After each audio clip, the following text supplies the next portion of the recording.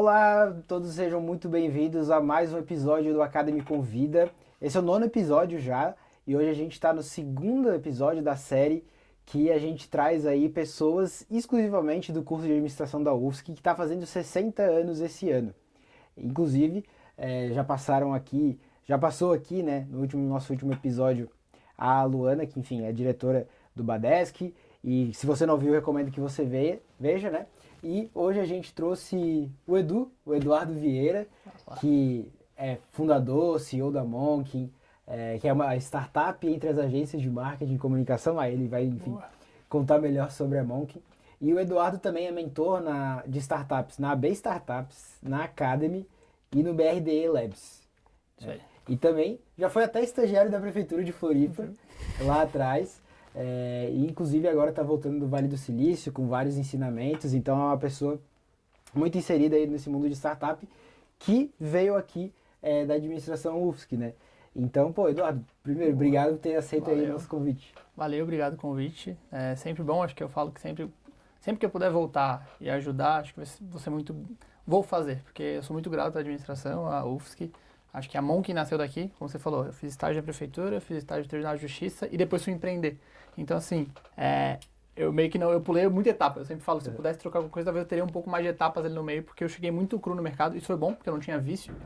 Mas acho que a faculdade, a UFSC, me ajudou muito a ser quem eu sou hoje. E principalmente no começo, assim, durante os 2 primeiros anos de Monkin, a UFSC era 80%, 90% dos nossos clientes tinham alguma relação com a UFSC. Ou era pai de amigos nossos, ou era nosso amigo que estava em empresas, ou era alguém que conheceu a gente por aqui. Então, tinha muita essa ligação. E tem até hoje, assim... Sempre que a gente vai explicar a Monkin, seja para o cliente, vamos apresentar para a Ambev, vamos apresentar para um grande, fala, a Monkin nasceu dentro da universidade e isso vai ser carregado para sempre enquanto a gente estiver trabalhando por aí. Legal. Então, antes da gente começar, sempre bom lembrar, você que está assistindo aí, manda para alguém que, quem sabe está fazendo um projeto, está fazendo startup, ou alguém que está numa empresa e pode achar interessante aqui as dicas que o Eduardo vai trazer hoje. E também deixando like, se inscrevendo e aí comentando também as dicas que vocês acharam mais legal aí nos comentários. Então, já que a gente está falando da UFSC e tal, eu queria entender no começo, assim, como é que tu escolheu a administração? Como é que foi essa escolha? Boa. Cara, eu sempre fui apaixonado por futebol, assim, eu sempre gostei muito de futebol, eu falei, vou trabalhar com gestão esportiva, isso estava muito claro na minha vida, assim. Meu pai é professor de educação física, treinador de futebol, e todos os amigos do meu pai são professores de educação física. E todos eles me convenceram que eu não deveria fazer educação física. Cara, vai fazer outra coisa, eu não sabia o que fazer, não sabia o que fazer, e sou um aluno da administração que entrou porque não sabia o que fazer. Queria trabalhar com gestão esportiva. Então, não, educação física não vai, então vou trabalhar com gestão esportiva. Tava chegando a Copa 2014, tava todo mundo naquela pegada de, gestão esportiva, então, é isso que eu quero trabalhar. Então eu entrei, essa minha escolha foi por isso, assim, trabalhar com gestão esportiva. Logo que eu entrei, eu falei, o que tem ligado ao esporte? Tinha Atlética, eu entrei na Atlética e o Futefacu tava começando. Essa é uma história legal da época de faculdade. O Futefacu tava começando. Só que deu errado e tal, então eu sou cofundador do Futefacu. Fui sócio do Futefacu durante 7 anos, então o Futefacu começou a crescer, eu era dono, eu organizei e também foi durante a faculdade. Então acho que eu consegui trabalhar um pouquinho de gestão esportiva, mas quando eu vi que pra fazer evento esportivo, que era o que eu queria, assim, teve uma época que eu tive que escolher entre Monkin e Futefacu, sabe? E aí eu escolhi o Futefacu. Aí deu tudo errado, eu falei, não, vou voltar pra ideia da Monkin, é muito melhor. Mas o Futefacu era muito, porque era o que eu queria no começo. Só que eu vi, cara, eu trabalhava durante a semana pra trabalhar final de semana. Por mais que eu tinha todo o pique de 18, 19 anos, eu falei, cara, não é isso que eu quero pra minha vida. E aí eu pulei pra Monkin, onde começou a história. Nossa. Legal. E tu falou ali do teu estágio na prefeitura e tu entrou no mercado de trabalho através do Futefacu ou tu já estava pensando ali no estágio, alguma coisa nesse Cara, eu sentido? fazia estágio e o Futefacu era final de semana e era um contraturno. Não dava dinheiro, sei lá, o Futefacu dava... Se fosse dividido todo por 12 meses, não dava R$ 500 por mês, assim, era bem baixo. Só que era muito divertido e eu conhecia muita gente. Então, eu fiz o estágio na prefeitura, depois fiz estágio no TJ, e aí logo depois na época do TJ, eu tinha a Ju Brasil, foi quem fundou a Mão comigo. Ela era bolsista de CNPq aqui também. E eu tô fazendo estágio. A gente falou, quando a gente conseguir ganhar na Monkin o que a gente ganhava nos nossos estágios, a gente larga os estágios. E aí isso aconteceu em 2, 3 meses, daí a gente largou tudo. Então foi meio que o pontapé pra gente falar de não quero mais fazer estágio. Mas assim, né, no estágio, como é que era teu dia a dia, assim, no estágio? Tu sentia que não era o lugar pra ti? Tu já tinha essa semente de querer empreender? Boa. Ou foi uma coisa só rolando, assim? Cara, foi Hoje eu vejo que eu sou um empreendedor desde criança. Era o cara que organizava time de futebol, era o presidente da gincana, era o cara que estava muito envolvido com organização de coisas. Só que na minha cabeça, sempre foi ligado ao esporte. Então, pra mim, eu gostava de esporte. Não, eu gostava de gestão. No comecinho. Hoje eu entendo que era isso. Mas no começo, cara, assim, eu nunca fui um bom aluno. Então, na escola não fui, na faculdade eu não fui um bom aluno.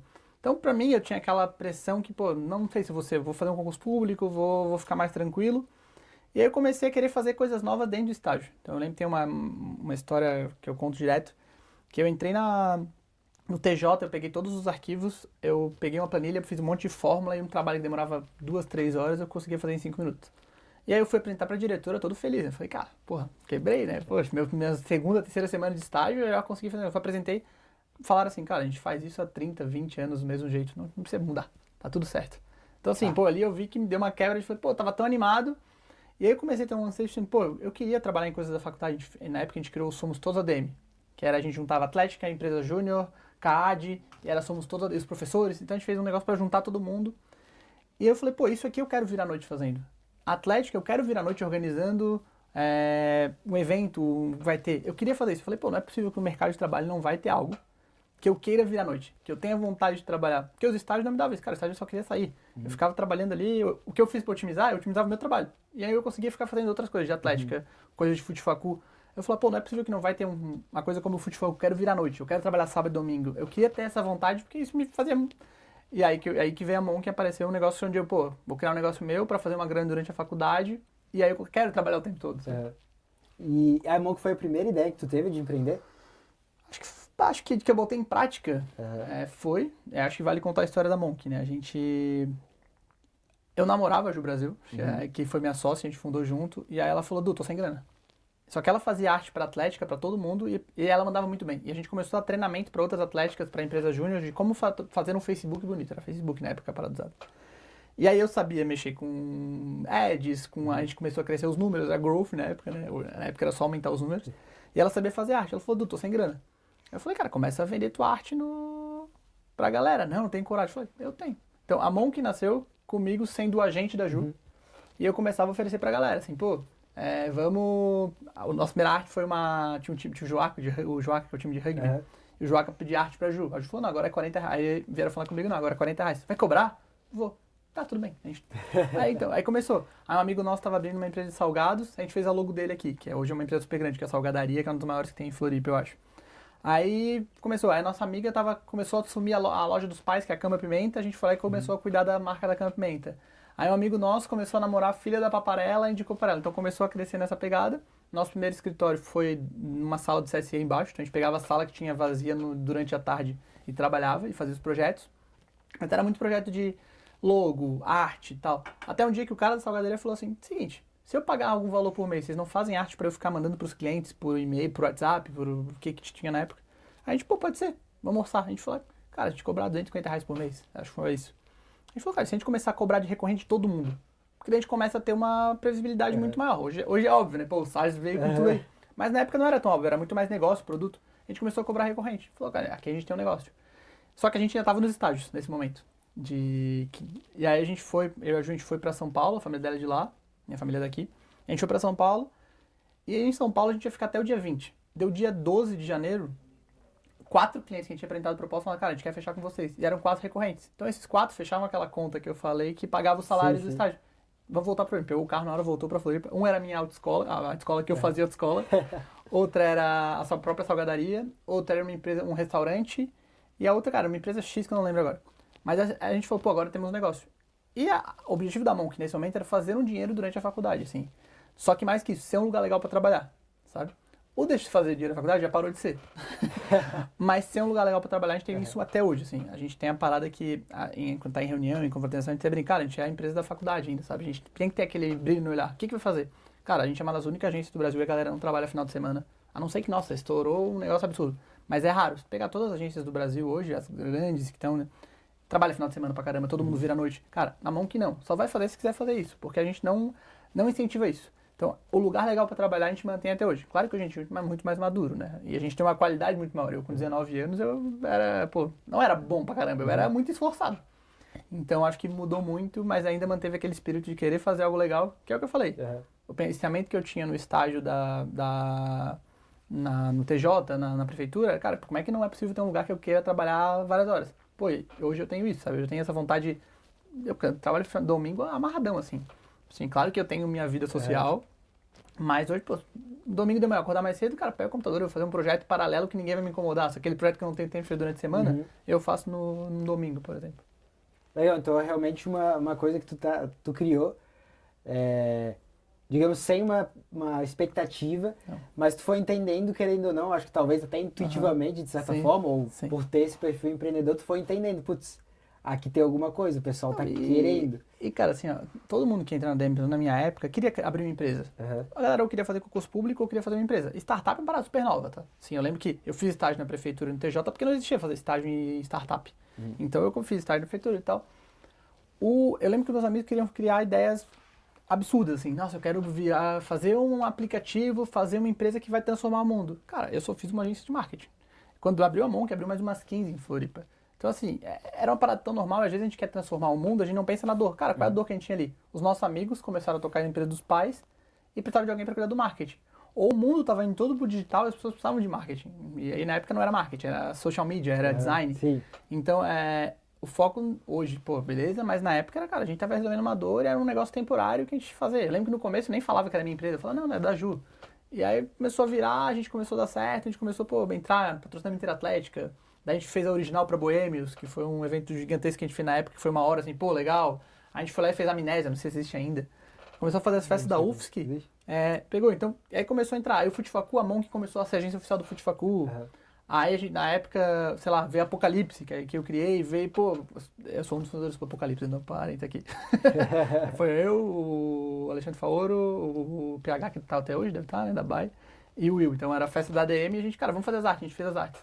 Então eram umas coisas, a gente começou a pegar esse contexto que tinha uma dor muito forte, que, pô, as pessoas queriam fazer, a gente pegava. Então, é muito menos sobre o produto. Cara, pô, hoje a Monk é completamente diferente da Monk quando começou. Mas resolvi uma dor, sabe? Então, às vezes, o pessoal pega de querer transformar o mundo, querer ter um sonho lá na frente e não pensa no beabá agora. Entendeu? Quando foi escalando assim a Monk, digamos assim, vocês fizeram isso de uma maneira planejada, no sentido de, pô, beleza, agora a gente está fazendo isso, mais um trabalho de, talvez, designer, um trabalho mais de fazer identidade de marca. E como é que tu foi pensando ao longo da trajetória da Monk para, digamos, transferir isso para essa questão de startup que a gente começou, para virar alguma coisa mais tecnológica, uma coisa que passa uma outra identidade do que só, como tu falou, uma agência ou só a empresa da Ju ali. Como é que virou essa virada? Cara, assim, acho que a virada de sempre da Ju virou, sei lá, 3 meses depois, quando a gente começou a recorrente, viu, isso é a nossa vida, esse é o nosso trabalho, essa é a Monk. Então a gente tem uma operação, a gente contratou um primeiro designer. Então, pô, virou uma empresa. Provavelmente que tem os 2 sócios e uma pessoa, virou uma empresa. E aí começou a ficar um pouco mais sério. E eu sempre digo uma coisa para universitário, cara, ninguém tá esperando nada da gente. Então é o momento de errar enquanto tu é universitário. Quando você tá na faculdade, quando você tá... cara, ninguém espera nada. Cara, se errar agora, não tem problema nenhum. Se errar... Cara, hoje se eu errar, vai ser pô, tem 50 funcionários, vai dar uma merda grande. Mas quando você é universitário, não tem nada a errar. Então a gente começou meio que, vamos fazendo as coisas, vambora. Então assim, aí a grande virada foi, a gente era uma agência e tal, aí a gente começou a abrir uma produtora de vídeo, que era a Monk em Vídeo, que a gente foi fazer um curso na SPM, na época a Monk estava um pouco mais organizada, a gente foi lá e falaram, o futuro é vídeo, isso foi em 2017, 2018. A gente foi lá e abriu a Monk em Vídeos. Então tinha agência de marketing, tendo recorrência ali, fazendo as coisas, e tinha a Monk em Vídeos, que era a produtora de vídeo. Aí a gente foi pedir investimento pro investidor da vida para fazer um estúdio em Floripa. Aí o investidor assim, ó, eu invisto, mas vocês têm que se juntar. Era um cara muito próximo a gente, né? Aí a gente se juntou e a gente cresceu muito, sim, porque o cliente comprava da gente tudo, ele não comprava aqui. Ele já comprava, cara, eu quero resolver um problema, eu preciso aumentar minhas vendas. Aumentar com vídeo ou com peça, ou com estratégia, tanto faz. E aí a gente conjuntou, mudou muito. E até hoje a gente fala, a gente não vende peça, a gente vende resolver problema para estratégia de comunicação. A gente começou a crescer. E aí a gente olhou pro investidor e falou, cara, a gente não quer mais investimento. Porque a gente já conseguiu o dinheiro que a gente pediu, em 2, 3 meses de trabalho, juntando as duas, já resolveu. Então a gente olhou, opa, acho que esse momento que falou, cara, a gente tem um negócio diferente aqui, porque a gente não precisa de dinheiro para fazer nada. A gente deve fazer uma coisa muito grande, beleza. E aí veio a pandemia. Aí, ali na pandemia eu falei, cara, agora é o fim da Monk, pô, aquela empresa que nasceu em 2016, estamos 4 aninhos, as empresas não passam muito de 5. Morreu, assim, acho que eu voltei para casa dos meus pais, eu parei de receber salário, meus pais tinham uma casa de praia no Pântano do Sul, eu botei 3 pessoas que moravam em Floripa aqui, em casas separadas, para tirar o aluguel deles e eles morarem lá. Então assim, a gente comecei a fazer várias movimentações pra de alguma forma, cara, tava muito na cara assim.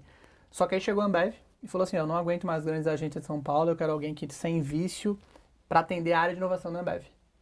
E a gente começou a atender a área de inovação da Ambev. Então assim, aquele golinho de sorte. E a pessoa que me indicou, que indicou pra Ambev, era uma estagiária da Ambev que eu fiz aula aqui na UFSC, que era a Mariana. A gente fez, ela é de engenharia de produção, ela foi fazer uma matéria em produção, coisa de ADM, e a gente se conheceu, e aí ela falou, pô, a Monk é que nem você tá falando. E eu comecei a conversar com o diretor global de inovação da Ambev, não sabia na época, esse cara era muito, muito grande pro que a gente tinha 19, 20 anos.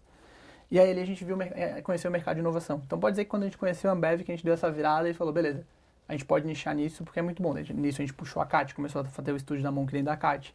Veio o Cubo Itaú, que tinha a ver com inovação. Então a gente viu um oceano azul, meio que sem querer, porque a Ambev bateu na nossa porta, sabe? Daí a gente viu, opa, aí a gente pode nichar e a gente pode ser uma empresa tecnológica de alguma forma. E nesse exemplo da CAT, o Cubo, foram vocês que pensaram, putz, vamos botar... Aí a gente virou estratégia de negócio. Porque tem uma história que toda agência que fecha um primeiro cliente grande quebra. Essa é uma máxima do mercado, assim. Por quê? Você tem uma operação de X. Entra um cliente que paga... O cliente paga... O ticket médio da Monk, uma época, era R$1.000 por mês. Do nada entrou um cliente que pagava R$25.000 por mês. Cara, quando esse cliente entra, todo mundo comemora, todo mundo se abraça pra caramba. Mas quando esse cliente sai, cara, ele sai rasgando tudo. Porque você tem que demitir pessoas, você tem que tirar, o clima vai horrível, você tem que pagar férias, tem que pagar... Então, assim, é muito ruim. Quando aconteceu isso com a Monk, a gente foi lá e contratou um amigo nosso da faculdade também, um cara que cuidou de internacionalização da RD e tal. Aí acho que foi o primeiro momento que a gente pensou, temos que ter estratégia pra alguma coisa. Parou de ser empresa da faculdade, a gente precisa se organizar, porque senão a gente vai quebrar e a gente não tem dinheiro, cara. A Monk, até hoje, nunca botei R$1 na Monk, assim, tudo dinheiro bootstrapping, dinheiro da empresa mesmo. E aí ele começou a organizar, e foi muito legal, porque a gente começou a ter dados, a gente começou a mensurar. Isso foi um pouco antes da pandemia, né, aconteceu de fato, mas a gente não tá tão cronologicamente, pra quem tá acompanhando, a gente tá indo e voltando, né, mas a gente começou a organizar, então a gente tem dados desde aquela época. Pô, por que o cliente saiu? Por que ele tá? Qual é o mês melhor de venda? Quando sai? E aí a gente conseguiu ter os 25 mil para recuperar, a gente recuperou, cara, pelo menos 13. Então não precisava de 25 mil, precisava de 12 agora. Então mudava a dor, porque quando o cliente sai, não sai com tudo. Esse cliente de fato saiu e a gente estava organizado, entendeu? Se a gente não tivesse organizado, a gente teria quebrado lá. A gente não teria feito esse podcast agora, de certeza. Porque a gente se organizou e a gente... E aí lembra que eu falei que quando a Monk abriu umas 17, 14 agências abriram ao mesmo tempo? Cara, todas quebraram porque sobraram esse problema. Então acho que ali a gente, pela primeira vez, eu acho que foi muito pela Ju, que era minha sócia na época, ela era muito estratégica. Eu sempre fui muito de execução. Ela sempre foi a de não. Como é que a gente vai ser estratégia? Olhar muito de papel, organizar. E eu, cara, sou empreendedor, assim, acho que essa é a grande diferença. E deu um match muito legal nessa época. E aí depois nessa época também, esse cliente que saiu, convidou ela pra trabalhar com eles, aí ela acabou indo, a gente meio que... Eu teve a opção de eu sair, eu falei, não, eu quero ficar porque eu acho meu sonho empreender e empreender na Monk. E aí continua até hoje. Legal. E quando tu falou muito ali do bootstrapping, e é muito legal porque tem acho que é a teoria ali de startups e tal, que é o FFF, né? Friends, Fools and Family, ou seja, amigos, idiotas e família, né?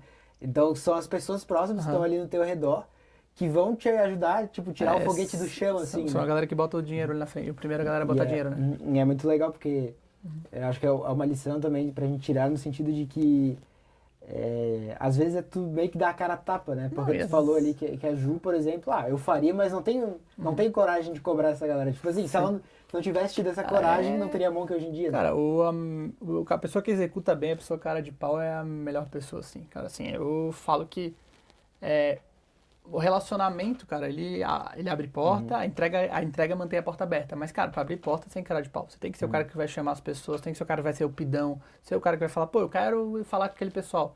Você tem que ser. Então, assim, eu falo que o empreendedor, ele obrigatoriamente vai ter que ser um bom vendedor, sabe? Não necessariamente ele precisa nascer um bom vendedor, mas ele vai ter que se tornar um bom vendedor. Porque é isso, cara, assim, tem que ser o cara de pau, assim, você tem que acreditar muito no seu negócio, tem que executar muito e, cara, eu sou muito mais a favor de executar, de planejar. Principalmente agora, nessa época de AI, cara, que as coisas estão muito, muito rápidas. Cara, se você planejou, alguém vai passar de trator em cima de você. Inclusive, pegando um gancho nisso. Pensando também, agora, o Edu, mentor de startups, assim. Onde é que as startups estão errando hoje em dia? Tipo, o que que... Cara, pergunta muito, muito, muito ampla, assim, mas...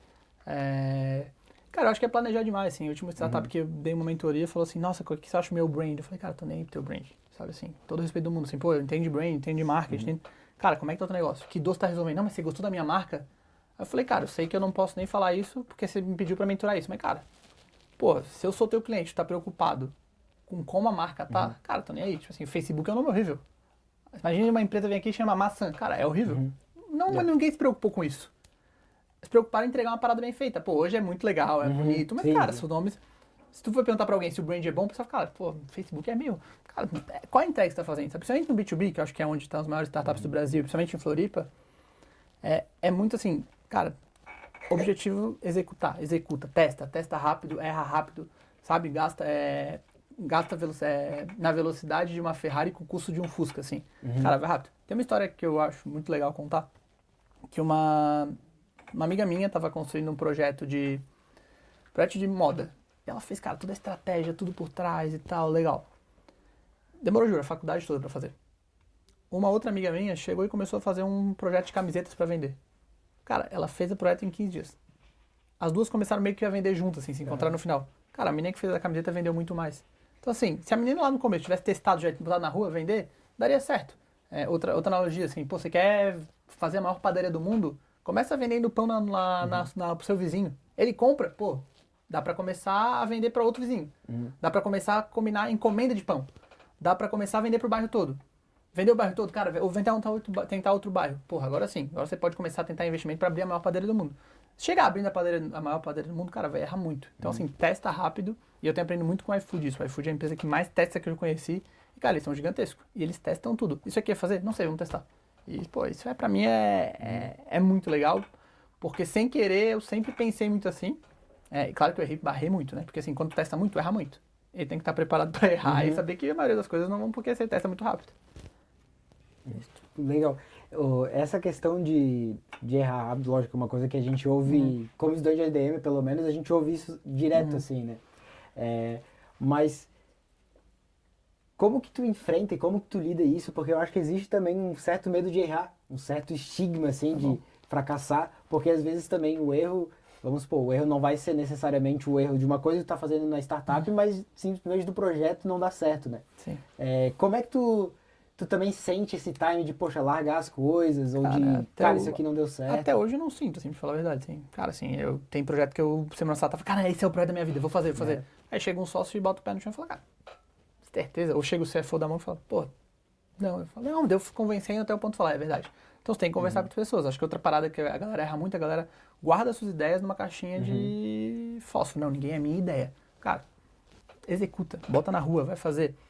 E eu acho que entra uma questão de foco, assim. Como eu empreendi muito cedo, todos os meus amigos que queriam empreender me procuraram para empreender. Então eu tive uma escola de música, eu nunca toquei um violão. Eu tive um sushi delivery, cara, eu não sei cozinhar um arroz. Eu tive uma empresa de visto, nada a ver. Então assim, eu comecei a ser procurado por umas paradas, e aí, por mais que eu sempre falava, o meu foco é Monk, cada empresa dessa pegava 10% do meu tempo. Entendeu? Então 10, 15 ou menos. Então você vai ver, ao invés de eu dar 100% da Monk, eu tava dando 70%. Pô, tava dando muito pra Monk ainda. Mas comparado ao que eu preciso dar pra Monk pra empresa dar certo, você tem que ter foco. Então o que acontece muito, acho que é perde foco. Então se você vai testar, testa uma coisa. Eu ouvi um podcast desse muito bom, que o cara falava assim, você começou uma empresa, é tudo um.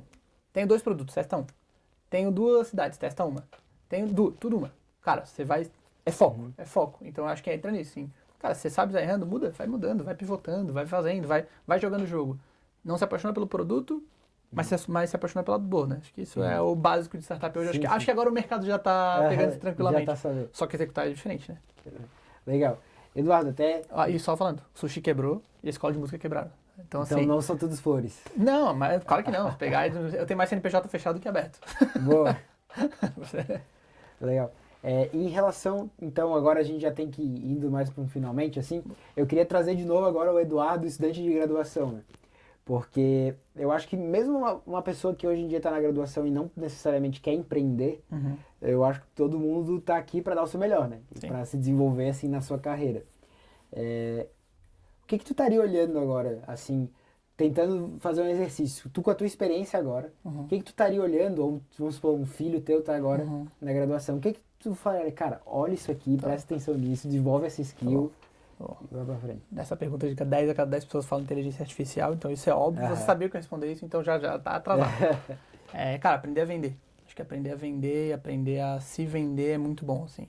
Acho que isso ganha jogo, assim, o cara que, pô, o McDonald's não é o melhor hambúrguer do mundo, só que é o hambúrguer mais famoso, é a maior hambúrgueria do mundo, sabe?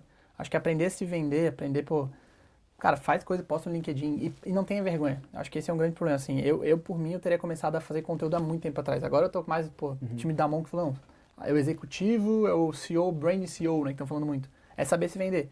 Eu acho que o mercado tá cada vez mais valorizando a pessoa que consegue se comunicar bem, criar conteúdo e ser autoridade naquilo. Então, se eu fosse dar uma dica, se vendam e executem, sim, aquilo que a gente falou. Não faz o plano perfeito, que isso não vai levar a lugar nenhum. Porque eu te falei, só te atrasar. Então, fiz um plano perfeito, vou começar. Quando você começou, tá atrasado. E até tava no Vale do Silício agora, e eu vi uma frase legal também, que cara, você fez um plano de 6 meses, você já tá 6 meses atrasado, sabe? Porque assim, as coisas têm que ser executadas rápidas, porque agora a gente tem ferramenta na mão, tem conhecimento na mão. Então, eu iria muito pra isso. Tem que ser rápido e tem que se vender bem, que são os dois pontos pro universitário olhar agora, porque o mercado vai precisar. E uma última dica, assim, seja especialista em alguma coisa. Eu era muito contra isso, só que agora com o AI eu sou muito a favor. Eu acredito que no futuro a gente vai ser calibrador de ferramenta. Então, assim, acho que da minha geração pra cima, vamos lá, tem muito especialista. Tem tudo que você possa imaginar. Tem até sobrando especialista. Eu acho que a geração pra baixo vai ter pouco especialista. E acho que isso é uma preocupação, porque vai ter pouca gente para calibrar a ferramenta. Então, tem um exemplo no Vale do Silício, que é uma empresa de perfume que tinham, sei lá, algumas centenas de pessoas. Hoje tem uma pessoa só, que é o maior especialista de perfume do mundo. Ele é o quê? Ele é o calibrador. Então, assim, eu trago esse pensamento para todas as áreas. Cara, o marketing vai ter que ter o calibrador. O foto vai ter que ter o calibrador. Programador, eu acho que é a área que mais vai, não acabar rápido, mas diminuir o número de pessoas, vai ter que ter o calibrador. Então, você vai ter que aprender alguma coisa muito bem para ser o calibrador no futuro daquilo. Porque senão você vai ser um generalista, eu acho que a IA vai te tirar tudo, sabe? E até só uma coisa que eu queria pegar um gancho, que a gente estava conversando até antes, ali, em relação a essa questão da IA, essa questão de justamente a gente também aprender a utilizar a inteligência artificial e não ter medo de utilizar ela para poupar o nosso tempo, né? E não ter vergonha, digamos assim, de utilizar a inteligência artificial. Acho que isso é muito importante, porque, lógico, tu pode ser agora um generalista, no sentido de, com a inteligência artificial, tu sabendo usar ela, tu consegue ter um conhecimento de vários temas numa ferramenta só, né? Então acho que é bem interessante esse conhecimento. Não, e o mercado, cara, outro case, assim, uma grande empresa, ela demitiu uma área toda. Não foi por causa de AI, foi por causa de outras coisas, não demitiu uma área toda. Mas o diretor olhou pra mim e falou assim, cara, se tivesse uma pessoa lá que soubesse usar inteligência artificial pra caramba, eu ficava com ela. Porque a gente precisa dessas pessoas, sabe? Pessoa corajosa, pessoa que quer fazer as coisas, quer poupar tempo. Então, assim, a área acabou. Ele falou, cara, eu não consegui brigar por ninguém porque não tinha argumento. Mas se eu tenho uma pessoa lá que entende muito, eu ia botar. Que é o que, cara? A pessoa curiosa, a pessoa que quer fazer, a pessoa que mostra, pô, eu tô usando AI. Cara, é isso, assim, a gente fez um trabalho na Monk agora que é o Café com IA, que é todo o time sem, todo mundo fala como tá usando. Cara, tem uma galera que eu não fazia ideia de como tava usando e sensacional. O cara ganhou uns 20 pontos comigo. E, assim, não que tava a ponto de ser demitido, mas, cara, é um cara que agora, pô, todo mundo vai olhar com um olhar muito especial pra ele. Já puxei ele para uns projetos com os clientes diferentes. Então, assim, você tem que falar. É aquilo lá, cara, bota a boca no trombone e fala o que você faz. Pô, galera, olha só, acabei de fazer um prompt legal pra caramba, tô usando a ferramenta nova. Cara, você vai ser um entusiasta. Isso serve pra tudo. Porque, pô, tá em alta vídeo com IA. Cara, sabe fazer? Pô, não faço ideia. Cara, você tem que ser pelo menos curioso. Sabe? Acho que é o mínimo que espera, sei lá, que eu faria numa entrevista pra contratar um estagiário. Pô, você tá usando IA? Não tô. Cara, pelo menos tem que me ensinar alguma coisa nova, sabe? É uma coisa legal, porque o último podcast também chegou um pouco nessa coisa que não adianta tu ser especialista em IA, não adianta ser especialista em nada. Meio que o que move mesmo é a curiosidade, né? De realmente entender e ir atrás. E às vezes a curiosidade de saber o que tá rolando no mundo ou a curiosidade de saber, pô, será que esse produto não dá certo? E assim, quem tá contratando não quer um estagiário, alguém que tá vindo no mercado agora, cara, bom. Se for bom, a gente ia no mercado buscar, cara, a gente quer alguém que seja comprometido e curioso. Acho que esses dois pilares que eu contrataria. Cara, se eu tenho alguém comprometido e curioso, acabou. Sim. E organizado, né? Organizado é um bom ponto de o profissional organizado, ele tá muito na frente de todos. Fechou. Mas, pô, Eduardo, assim, obrigado. A gente só vai encerrar porque a gente tem que encerrar mesmo. Mas fica aí já a abertura pra gente, quem sabe, voltar aqui, falar sobre outras coisas, falar sobre novos projetos que tu tá fazendo também na Monk. Eu queria aproveitar e abrir o espaço pra ti, cara. Se tu quiser falar sobre as redes sociais da Monk, o pessoal seguir, se tem carreira vaga aberta lá pra galera. Vaga aberta temos, pessoas@monk, manda currículo, manda interesse, mostra que você é curioso, fala assim, eu vi o podcast, eu sou super curiosa, organizada e empolgada. A Monk é @monk.br no Instagram, Canal da Monk no YouTube, hoje é o maior canal de inovação corporativa do Brasil e está rodando mais de um podcast por dia. Maior empresa do Brasil, está no Vale do Silício agora, criando conteúdo. Fica o convite, acho, para fazer um podcast de vocês lá, acho que vai ser legal. Pega, a gente faz um dia lá só de Academy, acho que vai ser super legal. Fica o convite, como eu falei, quanto mais a Monk puder estar próxima disso, a gente faz questão. Me sigam nas redes sociais também, Eduardo L. Vieira, estou criando alguns conteúdos agora está na época do CEO Autoridade, então estou sendo cobrado por isso, me ajudem lá.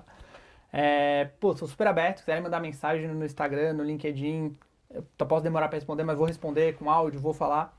Eu gosto muito de ajudar, assim, como falou, sou mentor de uns 5, 6 lugares agora, sou professor conteudista em duas faculdades, sou consultor, então assim, eu gosto muito de falar com as pessoas, conversar, ajudar. Então, e aí, última dica para quem está assistindo, porque sempre batem nisso, eu tenho medo de chegar nas pessoas. Cara, a maioria das pessoas são como eu, elas querem conversar com as pessoas, elas querem ajudar, elas querem dar dicas. Só que o pessoal tem pé atrás de falar. Então, super aberto. Assim, todos os amigos que são bem-sucedidos hoje, cara, se alguém mandar mensagem para eles no WhatsApp pedindo ajuda, eles vão ajudar.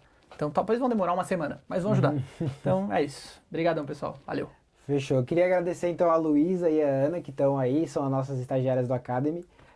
E também estão ajudando aí na produção desse podcast. E também agradecer às professoras Andressa, Gabriela, professora Anne, professor Ricardo, Solange, que são o pessoal aí que está por trás do time Academy.